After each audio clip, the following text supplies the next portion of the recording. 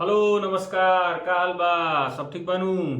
दोस्तों, एक हमारे व्यूअर हैं, उनका क्वेश्चन था कि जब कोई व्यक्ति डिपार्टमेंट ज्वाइन करता है तो मतलब रिजल्ट आने से लेके ज्वाइनिंग तक का क्या क्या प्रोसेस होता है, उसको जो है वो समझना चाह रहे थे कि एक बार उसका एक वीडियो बना दीजिए।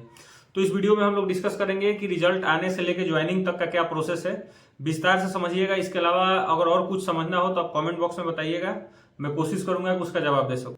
सबसे पहले क्या होता है कि एसएससी का जब आप मेंस का पेपर देते हैं, आंसर की आ जाता है, तो आंसर की आने के बाद जो है आप उस आधार पे अपना रैंक का पहले पता कीजिए कि कौन सा कैसा रैंक है, उस हिसाब से आपको क्या मिल सकता है। रैंक आईक्यू अलग अलग जो है प्लेटफॉर्म है, जिससे आपका एक रैंक का अनुमान लग जाता है कि क्या मिल सकता है।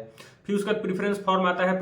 प्रेफरेंस फॉर्म में उस हिसाब से आप अपना डिपार्टमेंट को सिलेक्ट कर लीजिए। उस हिसाब से फिर जैसे ही डिपार्टमेंट एलोकेशन हो जाता है, डिपार्टमेंट एलोकेशन हो गया, जैसे मान लीजिए आपको इनकम टैक्स मिल गया, जीएसटी मिल गया, फिर उसके आगे का क्या प्रोसेस है कि एसएससी का जो है वहीं पे काम खत्म हो जाता है। एसएससी सारा डोजियर कंसर्न डिपार्टमेंट को भेज देती है। जैसे कि मान लीजिए कि मुझे इनकम टैक्स मिला, किसी को जीएसटी मिला, तो उनका डोजियर इनकम टैक्स डिपार्टमेंट के एचआरडी, ह्यूमन रिसोर्स डेवलपमेंट को दे दिया जाता है। इसी तरह जीएसटी के एचआरडी को दे दिया जाता है। फिर वहां से क्या होगा, तो वहां से जो है उसके बेस पे जोन एलोकेशन का फॉर्म आउट होता है। जोन एलोकेशन का फॉर्म जो आउट होता है वो उस डिपार्टमेंट के वेबसाइट पे पता चल जाएगा, या हो सकता है ऑनलाइन ना करा के ऑफलाइन करा रहा हो तो ईमेल के माध्यम से आपको दिया जाएगा कि आप जो है जोन भरिए। जनरली 18 जोन है इनकम टैक्स में, जैसे कि दिल्ली हो गया, मुंबई हो गया, कोलकाता हो गया, बिहार हो गया, जयपुर हो गया। तो उसमें आप अपना आरटीआई के बेस पे देखिए कि कौन सा जोन आपको मिल सकता है। उस हिसाब से आप उसको प्रीफर कर दीजिए, भर दीजिए। ऑनलाइन है तो ऑनलाइन, ऑफलाइन है तो ऑफलाइन, उसको भर के भेज दीजिए। फिर उसके बेस पे आपके रैंक के आधार पे, कैटेगरी के आधार पे फाइनल जोन एलोकेशन होता है।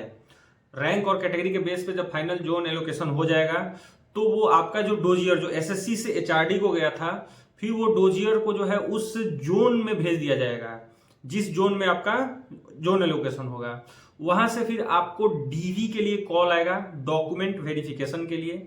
डॉक्यूमेंट वेरिफिकेशन का क्या प्रोसेस होता है, इसको जो है मैंने एक अलग वीडियो बना के समझाया है। उसमें आप देख सकते हैं कि कौन कौन सा डॉक्यूमेंट लगता है, कौन कौन सा प्रॉब्लम आपको हो सकता है, इस चीज को आप देख सकते हैं। इसमें भी अगर और कुछ जानना हो तो आप कमेंट बॉक्स में बताइएगा। इसके बाद जैसे आप डीवी के लिए गए, डीवी आपका हो गया, फिर आपको वापस अपने घर आ जाना है। फिर आप इसके अगला जो प्रोसेस है, जो आजकल चल रहा है, रोजगार मेला। रोजगार मेला हर महीने में बेसिकली एक बार होता था, अभी तो खैर अब बंद हो गया, क्योंकि अब आगे देखिए क्या होता है। मतलब डीवी के बाद क्या होगा कि एक समय में सबका जो डोजियर है उसको बढ़िया से स्क्रूटनी वगैरह हो गया। फिर आपको जो है भेजा जाएगा कि अब ज्वाइनिंग लेटर भेजा जाएगा कि अब आके आप ज्वाइनिंग कीजिए। उसके डीवी के साथ ही मेडिकल हो जाता है। मेडिकल जो है अलग से नहीं होता है डीवी के बाद, या हो सकता है कि डीवी के साथ ही जो है आपको दे दिया जाए एक लेटर कि इस फॉर्मेट पे आप अपने डिस्ट्रिक्ट हॉस्पिटल से जो है मेडिकल बनवा के लाइए। जीएसटी डिपार्टमेंट में फिजिकल होता है, जैसे साइकिलिंग वगैरह चलाना, तो उसके लिए उसी समय डीवी के समय बुलाया जाएगा, जिसको जो है आप जाके वहां पे आपको पूरा वो प्रोसेस कंप्लीट करना होता है। उसके बाद जब आपकी ज्वाइनिंग लेटर आ जाएगी तो ज्वाइनिंग लेटर में जो है आपको बेसिकली 20 दिन, 25 दिन, एक महीने का एक टाइम दिया जाता है। एक स्टिपुलेटेड टाइम के अंदर जो है आपको जाके उस डिपार्टमेंट को ज्वाइन करना होता है। इसके अलावा जैसे मान लीजिए अगर आपको उस समय में ज्वाइन नहीं कर सकते हैं, कोई भी रीजन हो सकता है, तो आप एक्सटेंशन ले सकते हैं। 6 महीने तक का एक्सटेंशन मिल सकता है। वो अथॉरिटी के ऊपर डिपेंड करता है कि अथॉरिटी आपको कितने दिन का एक्सटेंशन देती है। उसके लिए जो है आपको लेटर लिखना होता है। फिर आप जाके वहां ज्वाइन कीजिए। आपका एक पैन कार्ड बनेगा, एनपीएस जिससे करता है, और सैलरी शुरू होगा, और बाकी की चीजें। बाकी का अगर कोई डाउट है, कोई कंफ्यूजन है, तो आप कमेंट बॉक्स में बताइए, उसका मैं कोशिश करूंगा जवाब देने के लिए। तब तक के लिए नमस्कार।